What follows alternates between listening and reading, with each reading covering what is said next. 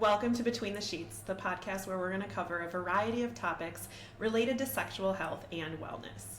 I'm Dr. Stephanie Zwonitzer, your host. I'm a nurse practitioner and have been in practice since 2017. I have my Doctor of Nursing Practice degree, and I specialize in urology and sexual health. I am so excited to explore all of the various topics related to sexual health and wellness with you in a fun, spicy, educational, and non-judgmental manner. So come on, let's get between the sheets. Welcome back. Today we're going to talk about sexually transmitted infections, common STIs, and the conversations that you should have around them. First of all, we need to talk about getting tested. You should be tested between every partner, when asked by your partner to get tested, and when a partner tests positive for an STI, you should also get tested. You should talk about STIs with your partner and disclose whether or not you have any STIs before you ever have any intimate contact. You want to talk to them every time you get tested. Let them know that you still are okay or that something came up. And if anybody starts having symptoms, you should definitely tell your partner, like, hey, let's pause this for a hot minute. Let me go get tested, make sure everything's okay, and then we'll resume. No big deal. They happen. That's why they're called common. And it's just one of the things that if you're sexually active in today's world, you're going to deal with if you are having multiple partners.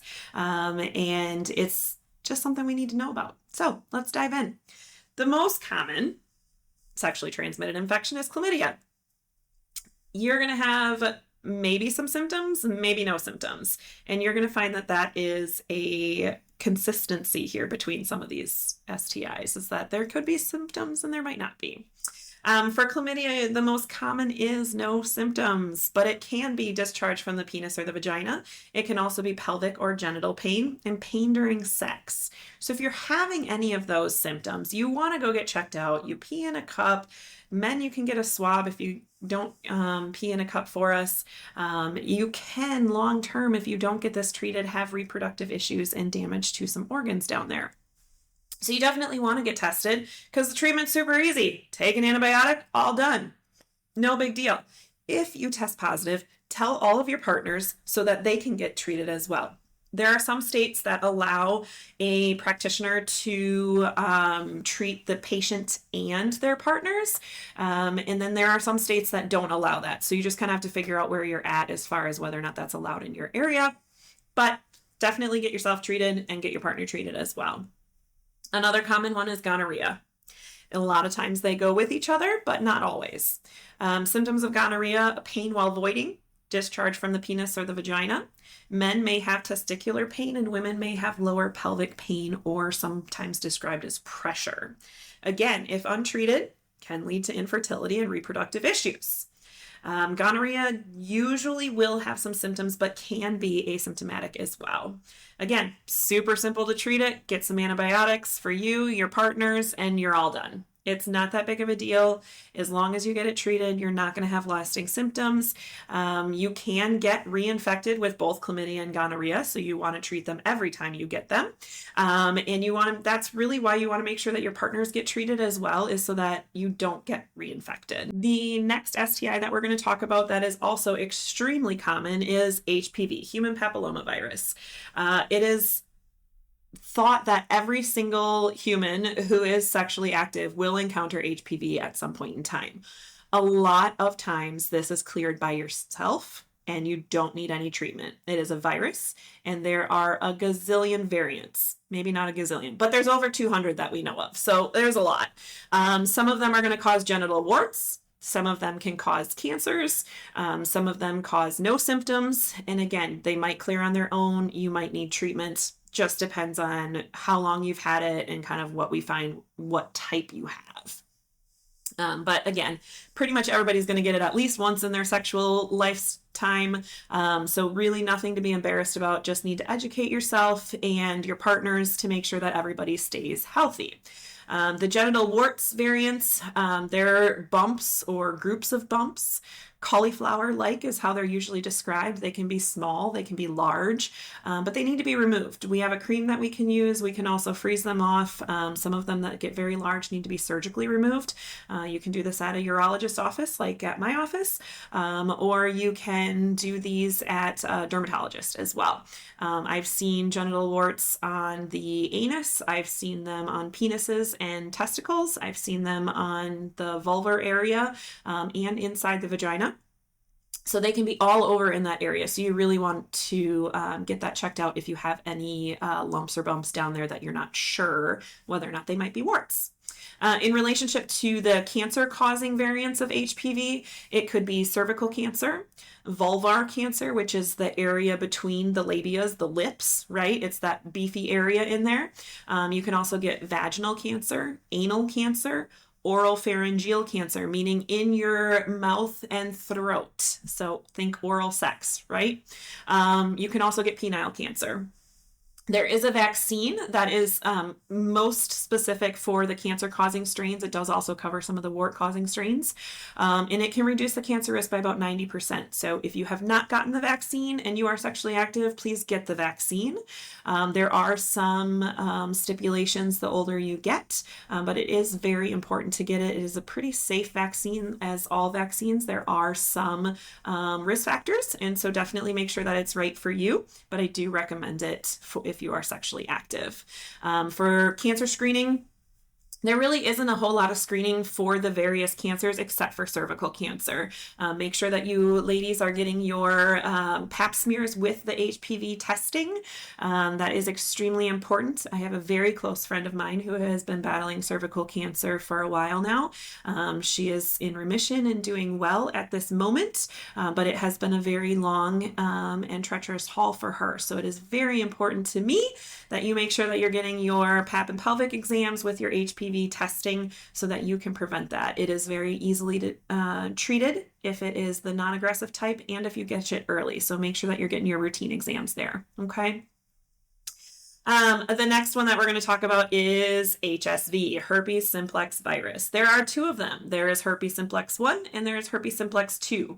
1 is generally considered oral herpes and 2 is generally considered genital herpes. However, they go both places, okay? Again, oral sex.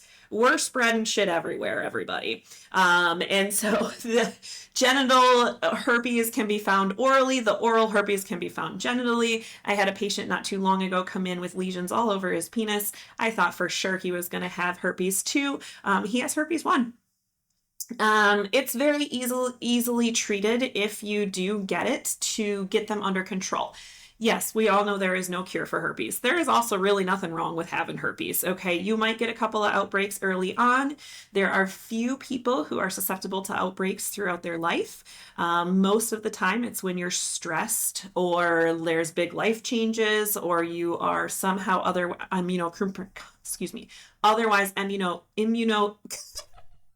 having a hard time tonight. Otherwise immunocompromised. There we go. And so just like how you might get shingles, you can get a herpes outbreak, but we can treat it with some valcyclovir or acyclovir and get you feeling better really quickly. There are no long-term effects of herpes, oral or genital. Again, you might get some outbreaks, but there is no long-term damage. There is no cognitive changes. There is no organ changes. It's really just you may or may not get outbreaks. It is a virus that can lay dormant for years and years and years and never cause a problem and then raise its head when you're immunocompromised, or you may never know you have it. The biggest thing for you to know is that HSV 1 or 2 are not part of standardized STI testing. This is because so many people have them and don't even know. It's also because the blood test for these is not the best test out there. It's not super accurate and can have a lot of false positives. And so the best way to get tested for herpes is if you have some lesions to go get them cultured. And that's going to be the best way to know exactly what you have and which type of herpes you have. Does it matter which type of herpes you have? Absolutely not. We treat them the exact same way. I also think that it's really frustrating that there's such a stigma with genital herpes, but not with oral herpes. Like, yeah, nobody wants to walk around with a cold sore, but you don't hear people talking about needing to disclose their cold sores, but they need to disclose their genital herpes. Well, if one needs to be disclosed, so do both of them, because you can give them to anybody. And you can give them whether or not you have a outbreak. The good thing is that it's not super easy to give it. It's about a 10% risk per year of having sex with someone with herpes simplex to get the virus and to transfer it. If they are on one of the prevention medications, it gets you down to less than 1% risk of transferring it, or about 1% risk. I think it's 1.09 or something in the most recent research. So it is important to disclose the information, but you might be having sex with a person who just hasn't been tested for it in a long time, and they're a person who doesn't get outbreaks. They might have it too. So it is not part of the general STI testing, which is why I bring that up. The symptoms of the outbreaks are vesicular lesions, so they look like little blisters. They're usually in groups. It's not usually just one. It's usually a little group of them, a little patch.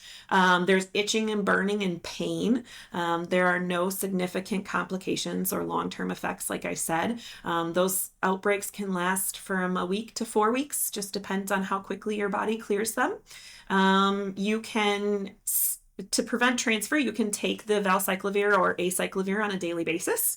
If you know, in fact, that your partner does not have herpes and you'd like to try and prevent them from getting it, it's a great option. You can wear condoms to decrease the risk of transference, and obviously no sexual contact during an outbreak, whether that is a cold sore or a genital lesion. Though that is when you are most likely to transfer that to someone else. Trying to think if there's anything else to cover with that. I think it's mostly just the send home point of don't be so ashamed, and don't be so worried if somebody tells you they have it. Make sure they're on prevention. If you want to get on prevention to help decrease your risk of getting it, that can work too. But just a reminder that whether it's oral herpes or genital herpes, you do have that responsibility to tell your partner that. The next one we're going to cover is syphilis. So syphilis is a bacterial infection that causes painless sores in the genitals, the anus, or the mouth. So painless is very important. The lesions that you're going to get with certain other diseases like herpes, those are painful, or they're itchy, or they're burning. These with the syphilis are painless. Other symptoms can be enlarged lymph nodes. You want to get this treated as quickly as possible. If you have a lesion and it is painless and you kind of feel funky, go get tested and make sure that that's not it. There are long-term complications of syphilis if you do not get treated. Treatment is antibiotics. It's a short course if you catch it right away. It's a longer course if you haven't. So primary syphilis, painless sores, genitals, mouth, anus, and maybe some enlarged lymph nodes in the pelvic area. Secondary syphilis, if you don't get it treated right away, it develops into kind of flu-like symptoms.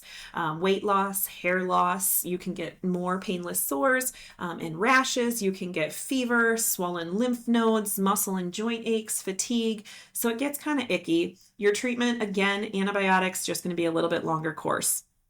Syphilis can go latent. It can stay in your body for years and years and years when you don't even realize it's there if you never got it treated in the beginning.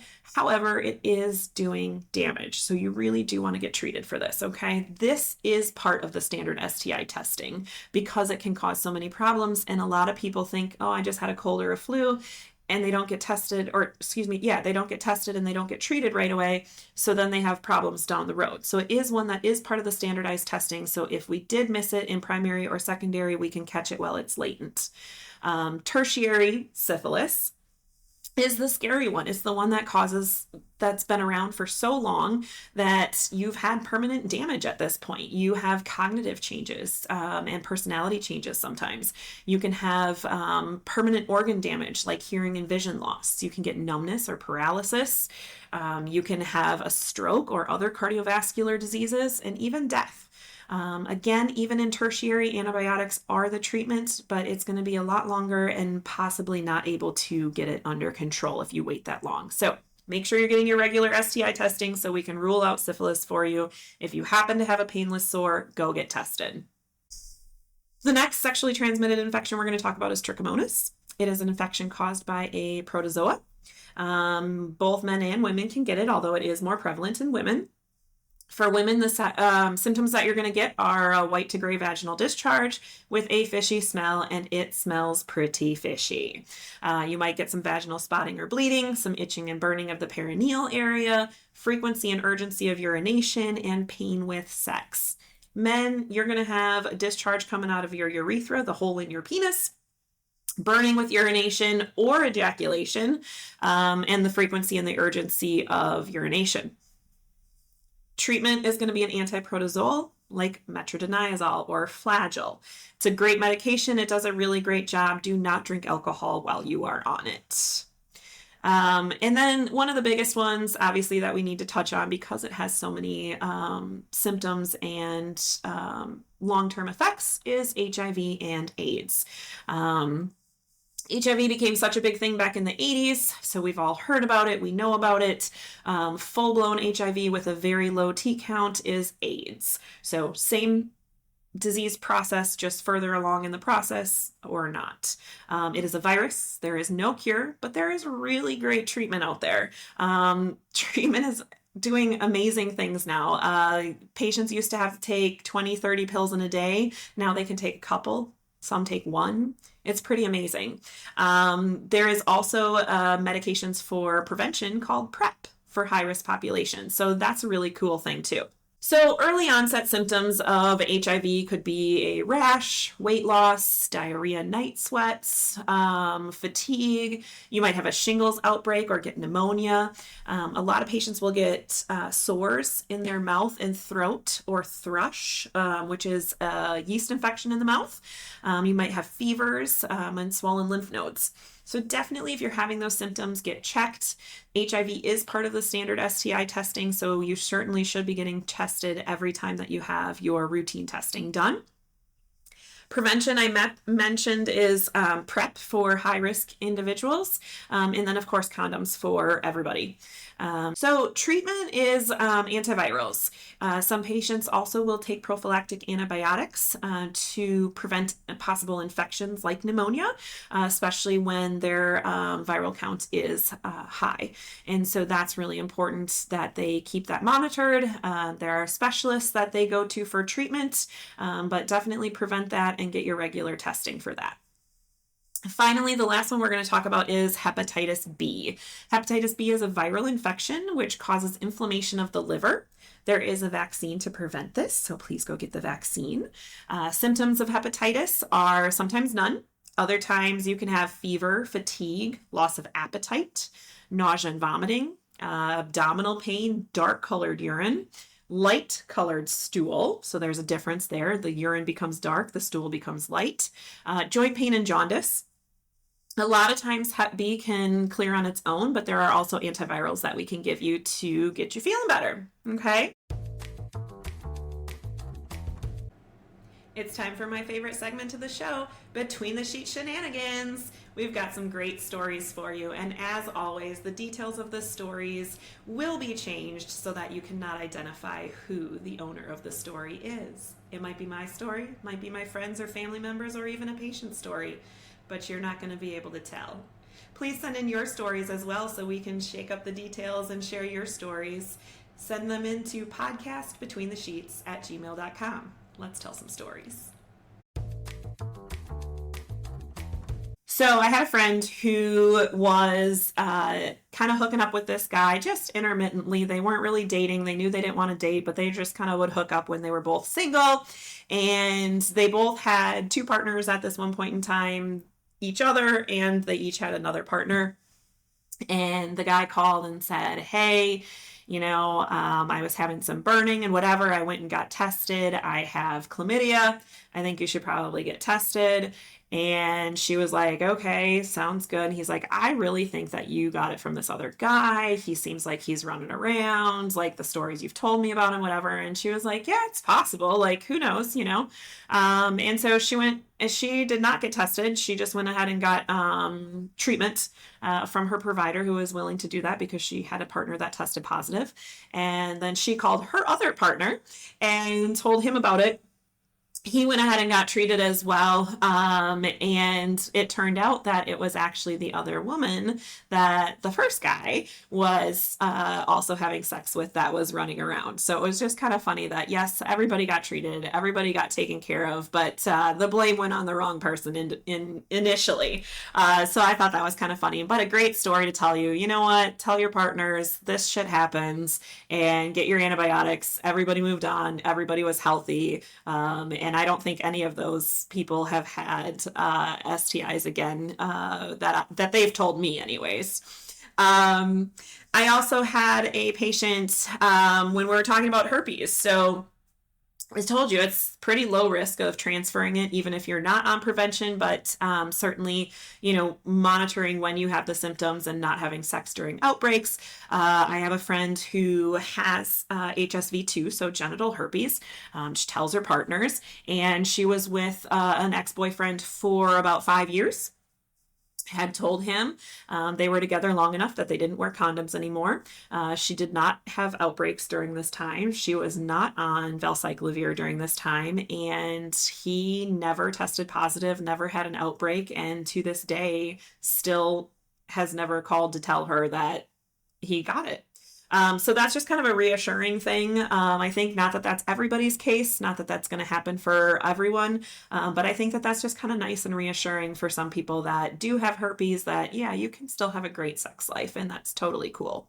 I also had a patient years ago, not when I was in urology, but in a different job, who had a variety of symptoms coming in, just not feeling well, things weren't right, and had not been sexually active in a while, so was not getting routine STI testing, and he ended up testing positive for HIV.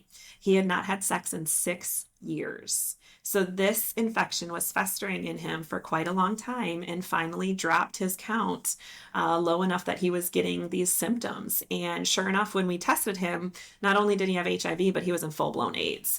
And we were able to get him the right treatment, the right provider who could give that treatment. And when he came back to see me a while later, he was undetectable for his HIV. He was feeling phenomenal. He had gained back weight. His treatment was working. And it was just amazing to see him come to life again and just be able to have an excitement and outlook on life that he hadn't had for a while because of how run down and horrible he had been feeling.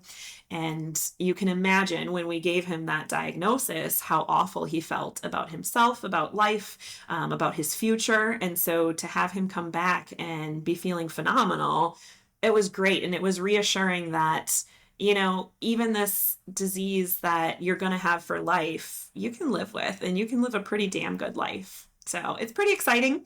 And it's definitely a tough topic, talking about STIs and having that conversation, but it's definitely important not only to have the conversation before you're intimate with someone, but at any point in time that you develop symptoms or that you might have sex with somebody else, just get regular testing and be honest and open with your other partners. Thank you for listening and spending time with me today. You can catch new episodes of Between the Sheets every Wednesday. Because what better way to add some spice to your life than to have a new podcast on Hump Day? We will continue to explore common, uncommon, and taboo topics related to sexual health and wellness. Please send any comments, questions, or stories to podcastbetweenthesheets@gmail.com. That's all one word, podcastbetweenthesheets@gmail.com. Have a great day. And remember how important it is to discuss these topics with your friends, your family, and of course your partners. In fact, you can follow, and share this podcast so they can see it too. See you next time for more sexual health topics between the sheets.